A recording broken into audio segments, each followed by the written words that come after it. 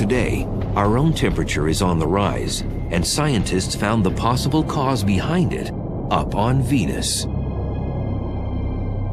Global warming is a result of greenhouse gases that are growing and growing and growing, and therefore we're getting hotter and hotter.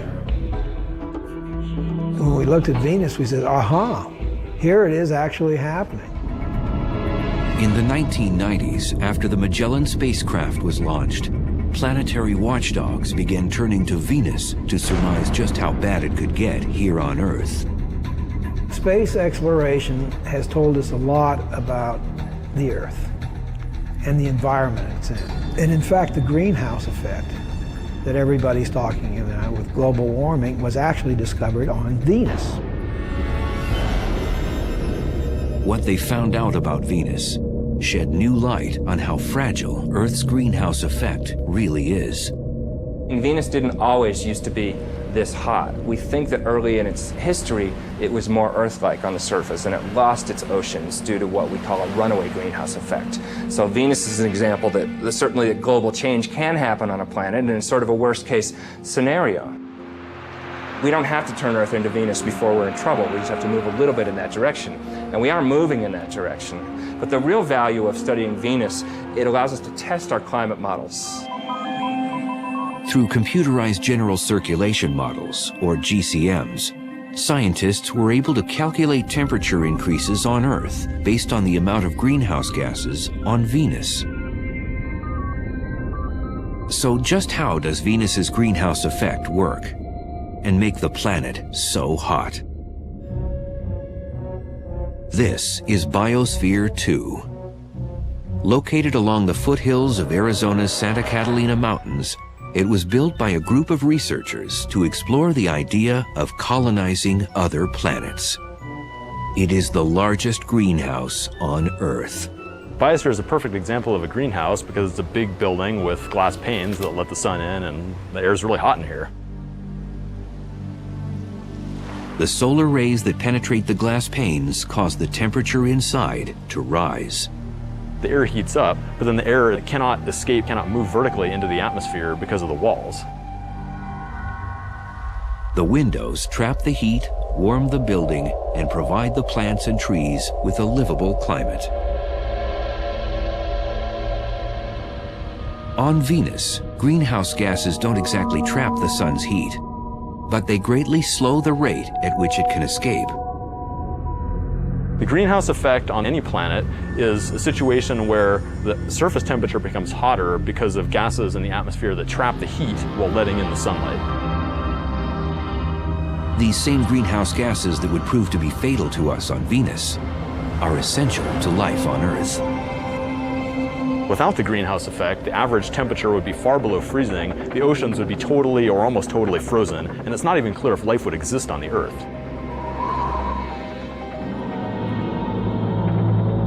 We talked about how hot it was, but why is it so hot? The answer has to do with the atmospheric composition. It's almost all carbon dioxide there.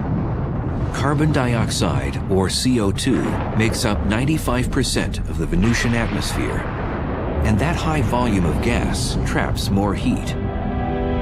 That's going to give you a strong greenhouse effect, and that's going to make it really hot. And that's why it's so hot on Venus. It's an extreme example of global warming. On Venus, volcanoes are the natural spring source for CO2 and other gases.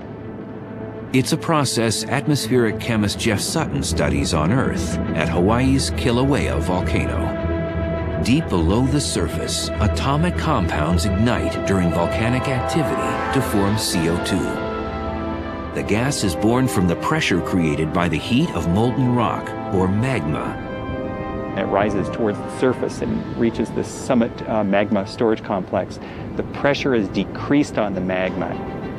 And the effect of that is to allow gases that are trapped under the very high pressure to be released and bubble out.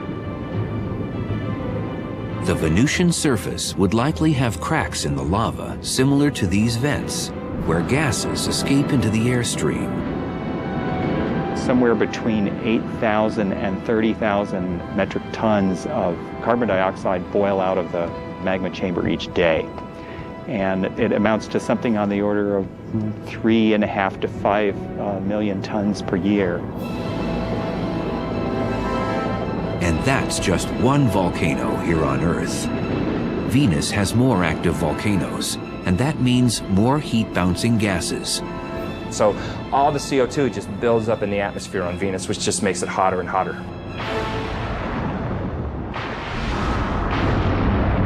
The 900-degree heat isn't the only trait that makes Earth's twin seem a menace. 30 miles above the scorching ground of Venus, there's havoc occurring on the planet that makes 900 degrees Fahrenheit feel like a cold front. Electrical mayhem, where split-second jolts can reach 50,000 degrees. Each spark of light contains 100 million volts of electricity. Lightning occurs on both Earth and Venus when electrical charges store up enough energy until they release a spark.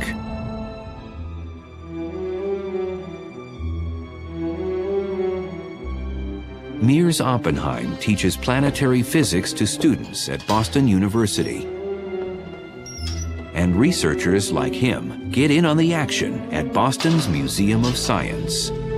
In their caged lighting exhibit, 30-foot-high domes motor up to simulate how lightning is generated on Venus. And then, it's showtime.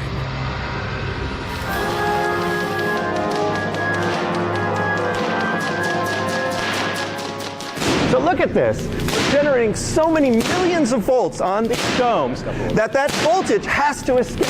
And it's actually ripping molecules in the air apart.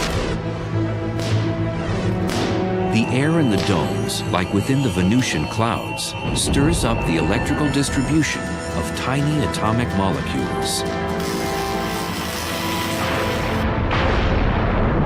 So the ripped molecules make that light as they reassemble themselves, and that's what a lightning bolt is.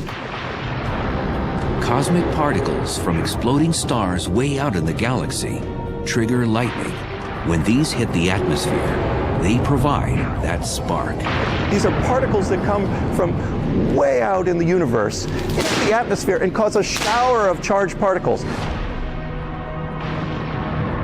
And on Venus, you'd probably have real lightning to the extreme extent, contain enormous amounts of energy, and go for miles and miles. On average, lightning hits the Earth more than 3.1 billion times a year. The number of times lightning hits the ground on Venus? 0. The atmospheric pressure on Venus is 90 times greater than on Earth because the weight of the atmosphere created by gases is heavier. This prevents Venusian lightning from hitting hard ground. Instead, it is restrained to the clouds. There's just too much resistance in that very thick air for a lightning bolt to get through. It's much easier for lightning to discharge from cloud to cloud. And besides appearance, there's little else that's Earth-like about Venusian clouds. In fact, the main ingredient that creates them is toxic enough to burn through human flesh.